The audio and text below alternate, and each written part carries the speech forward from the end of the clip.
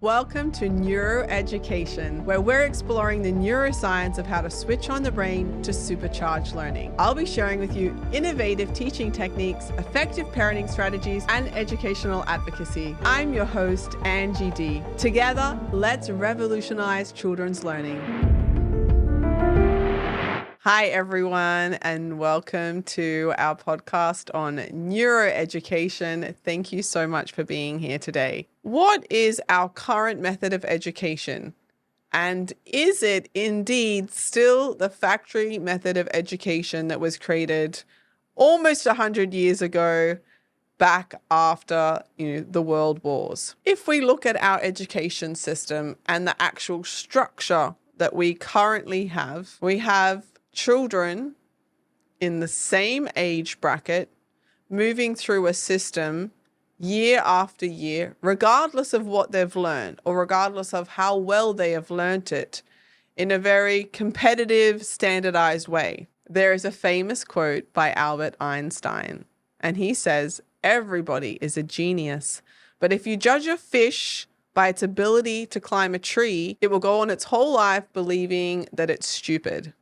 Now, we have so many fish just like this in our education system today. Some people say it's like trying to put a round hole into a square peg or a square peg into a round hole. And what we have is children that have so many talents, so many unique talents that are anywhere from creativity, arts, music, dance, drama. If you think about all of the facets that people do in this day and age, there are so many things that our children are capable of. And yet in school, when we test for academic intelligence, we're just testing for this incredibly small scale of what is actually a part of an intelligence of our human system. What we have is, by Howard Gardner's incredible multiple intelligences, show us that people can be talented in the area of music and linguistics, talented in the arts, talented maybe, there are some of my friends that just love data and all they want to do is study their data. They love accounting. So everyone has these unique talents. But what we're doing is taking all of these talents and then testing them individually, and children that are incredibly brilliant and incredibly bright, that have so much to offer the world, go around thinking that they're stupid. And what does it do to their self-esteem? It breaks them. And as soon as you think that you're stupid and you have nothing to offer, you basically stop trying. And we have a lot of children out in our education system, in our schools, sitting down at tables and chairs, staring at the teacher who's telling their content. They don't believe in themselves. They've already been told they're stupid because the test that they took last week for some person in government who probably doesn't care less about the children showed them that they failed the subject and they're going to carry that through. Well, what we need to do is think about, here is our education system, which primarily favors English, maths, maybe science as the top 3 tiers of the height of excellence. And in Queensland, it's even worse because the arts, which we know are essential for innovation and the most important qualities in the 21st century, are not even counted in some of the year 12 subjects. If you take an art subject, sometimes it's not even counted towards your year 12 results. This is a travesty.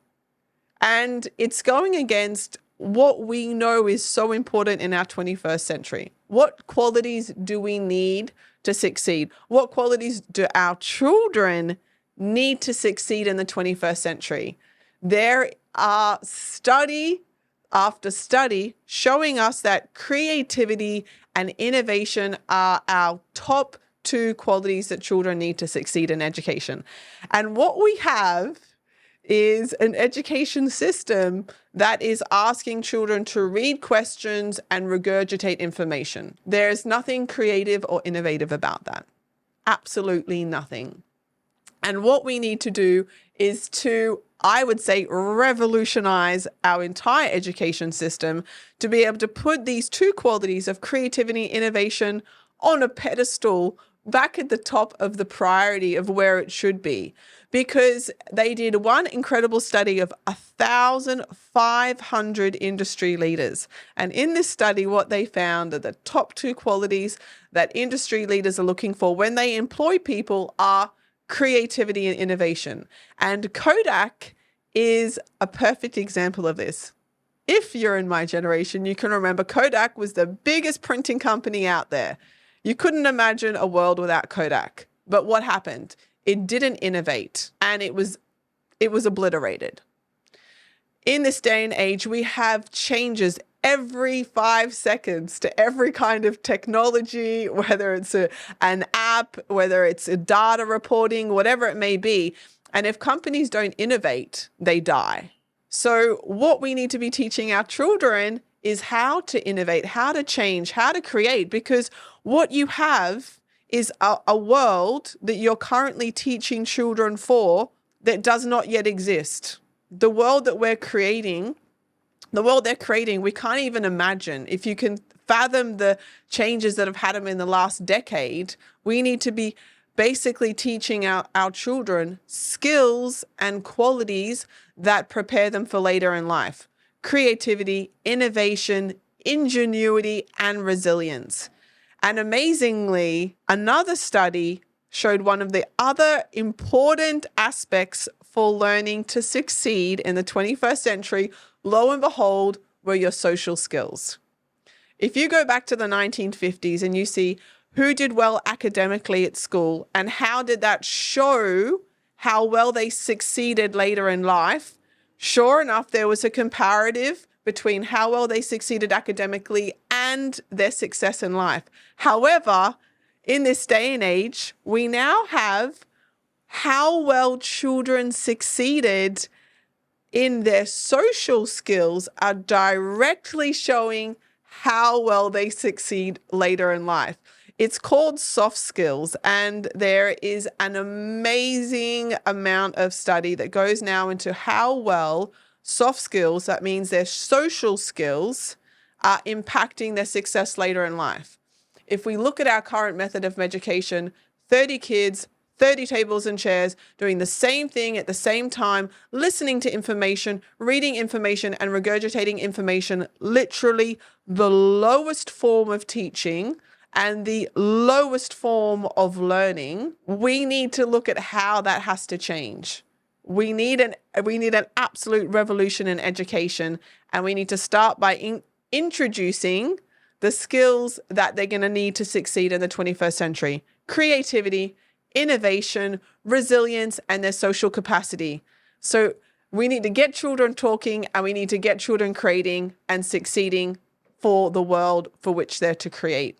Thank you so much for joining me on this episode.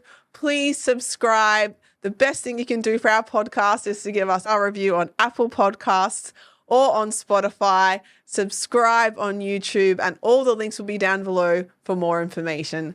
Thanks again, and see you on the next episode.